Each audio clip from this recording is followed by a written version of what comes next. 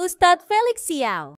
Jatuh bangun cari Tuhan. Kau Felix pernah cerita kalau dulu sering mempertanyakan keberadaan Tuhan. Apa hal paling mendasar yang membuat Kau Felix akhirnya memutuskan mencari Tuhan hingga berpindah keyakinan? Oke, ini jawabannya panjang nih sebenarnya. Tapi aku coba persingkat ya. Jadi gini sebenarnya, kalau aku yakin bahwa setiap orang yang lahir di dunia ini pasti dia punya semacam kayak curiosity gitu ya. Bagi aku curiosity itu ada pada pertanyaan dari mana aku sebelum aku hidup di dunia, setelah aku mati kondisinya kayak apa, dan sebenarnya the true purpose ketika aku hidup di dunia ini untuk apa? Ada 3 itu. Aku sering berpikir kayak gini ketika aku nonton Son Gokong ya, yang tadi ada kakak pertama, kedua, dan ketiga tadi itu, kan ada konsep reinkarnasi di situ. Dan sebagai orang Chinese, aku juga lahir dengan ramalan. Kalau Cici punya nggak ramalan? Kayak pace gitu?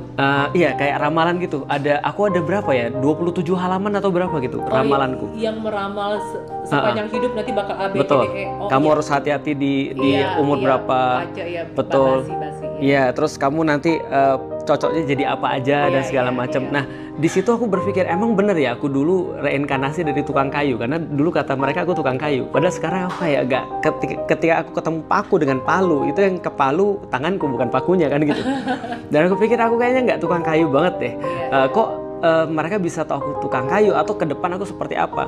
Dan kadang-kadang pertanyaan singkat ya aku tanya pada bapakku dan ibuku, Pi, kenapa sih kita makan harus telur bagi 8? Kenapa kita nggak jadi orang kaya kayak orang-orang yang lain? Kenapa ada orang dilahirkan miskin, ada orang dilahirkan kaya? Aku ingat masih jawaban waktu itu, jawaban nenekku malah yang jawab.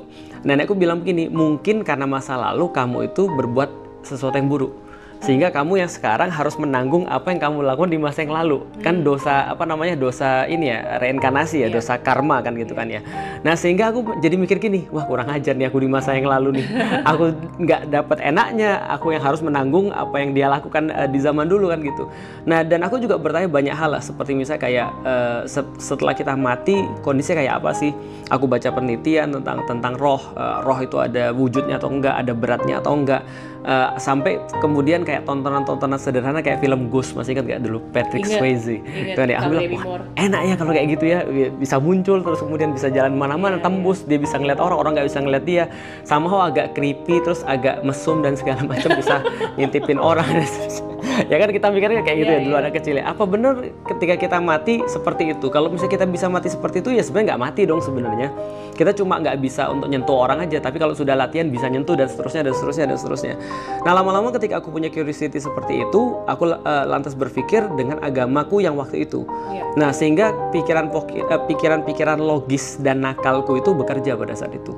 Nah sehingga karena sering mempertanyakan banyak pada guru agama pada saat itu dan sering main game juga pada saat itu.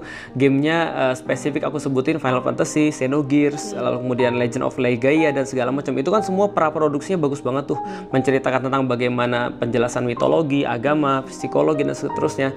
Akhirnya dari situlah aku punya keyakinan Tuhan gak ada. Jadi aku justru jadi ateis.